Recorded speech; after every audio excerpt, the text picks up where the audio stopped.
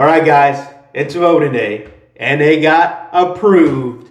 All right, so green hat, green market, green days, green money. Let's go to the moon.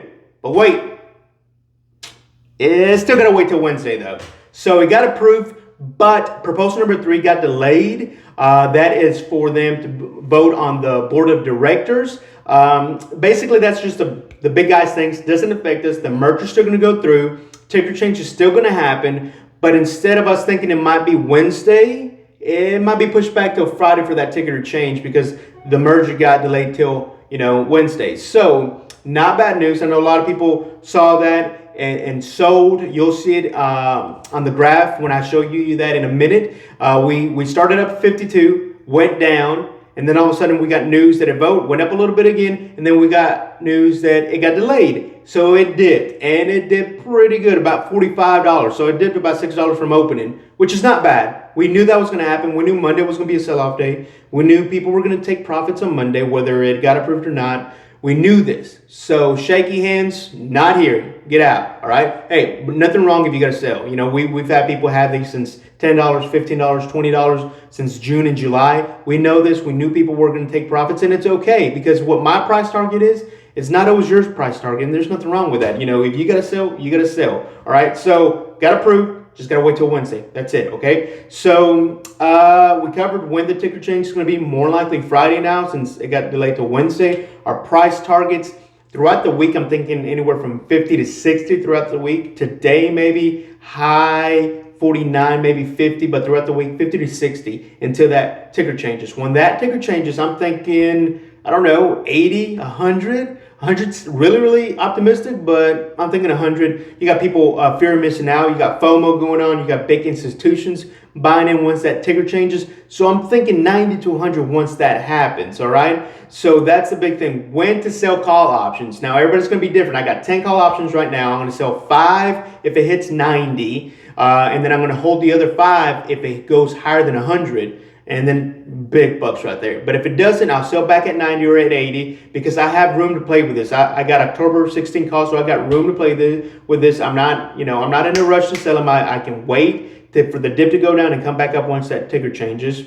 Now, that's the big thing to know is when do you sell? That's different for you, different for me, different from somebody else. And don't bash people that are selling to get their profits. That's their money, dude. Don't bash them, all right? So the difference is the shares. When to sell the shares?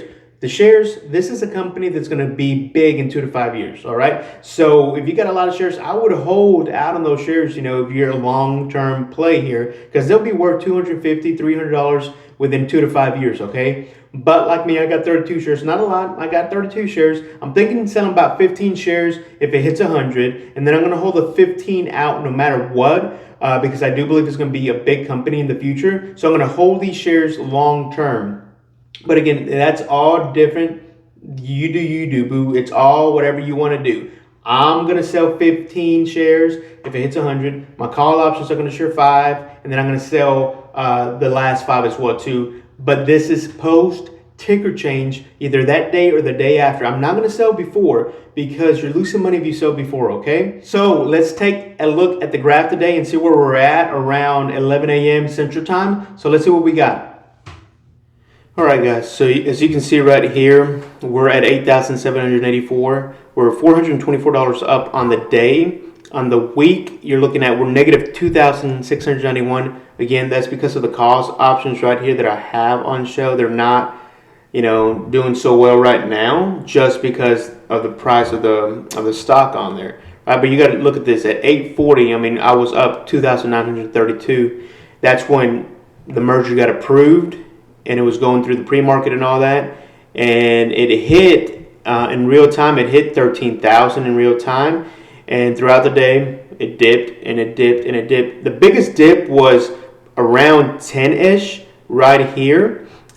Just because that's when the news came out that it was delayed. Again, it's just delayed because of proposal number 3, not because of the merger. The merger got approved and it's going to happen. It's just got delayed because of that. So you're looking at that we hit $52 in real time. And then after it opened, it went down and it went down. And again, this is about that, when everybody heard that the merger got delayed, got scared, sold off $45 on there. So the biggest thing that you got to think about is that as you can see right here, these are when people are buying the candlesticks down here and selling off. Red is in sell-offs and sell-offs, and as you can tell, this is where people found out that the merger got delayed, and boy, did they sell a ton.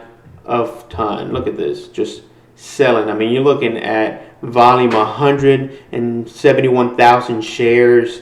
You're looking at 160. Hey, look at this. I mean, people were ready to. I mean, they got scared and they sold off. I mean, that is tremendous movement right there downward, which we don't want. Hey, but it's to be expected when people have a lot of money tied up on this. Probably have it tied up since June and July. So it's normal for people to sell, right? And it's okay, because if you know your company, you know what you're invested in, and you're confident in it, you're not going to sell. I'm telling you, when I was with Nikola and Kodak, I sold so quickly because I was so scared and I didn't know what I was doing. But with Hyliion, I know what a great company this is. I know that these cost options that I spend $5,000, more than $5,000 on them, I know they're going to make me a ton of money once the merger goes through, once the ticker changes to HYLN, Hyliion. I know these right here are going to make me a ton of money. I know that for a fact. And like I was telling you earlier, I got 32 shares. These right here, I'm going to keep them till we hit $80 to $100 somewhere in there. I'm going to sell half of them and write out the other 15 long term, because I know this company is going to be worth $200, $300 long term. The call options, I'm looking to sell these. I'm probably going to sell, like I said, five of the calls when we hit $90, and then I'm going to keep the other 5 to see if we hit higher than 100. And if we don't, I'm going to sell back again at 90 or 80. But you got to remember that I got till October 16th to play these things, to sell these things. But that's why you always want to buy further out and have more of a cushion. My workhorse, I put October 23rd on this one, and I bought these a couple of weeks ago. The reason why I bought these at a shorter time was because the USPS contract is supposed to hit here soon. So that's why I bought these at a shorter expiration date compared to these when I bought these, back in August.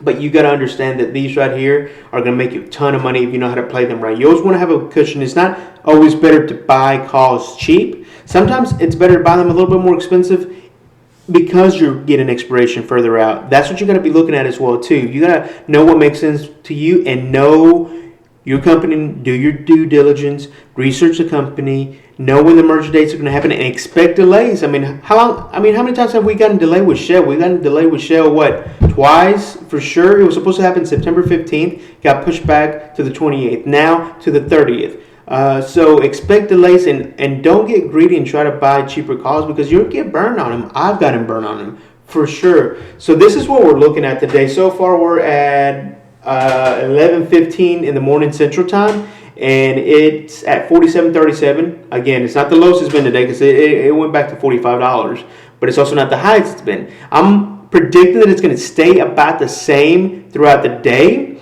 I'm thinking that it's going to stay probably anywhere from 45 to 50 throughout the day, and throughout the week we're going to hit that 50, 60. Once that ticker changes, that's when it'll ramp up for sure. All right, guys, I appreciate you watching the video. Listen, if you like the video, drop a like. If you like the money you're making, drop a like. Options, your shares, I would love to know. And also, be patient. Don't sell pre-ticker change. You're leaving money on the table. Now, I know some of you have had this since June, July, since $15, $17. I know this. Take some profits. It's okay. But if you don't have to sell, don't sell. Don't get scared. Don't get shaky hands.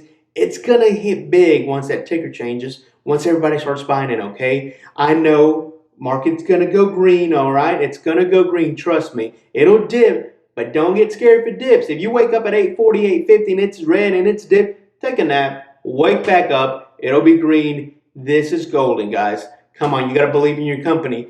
Like, subscribe, let me know what your plays are. Let me know that we're going to the moon. Hopefully tomorrow's that $100 price target, okay? Appreciate it, guys.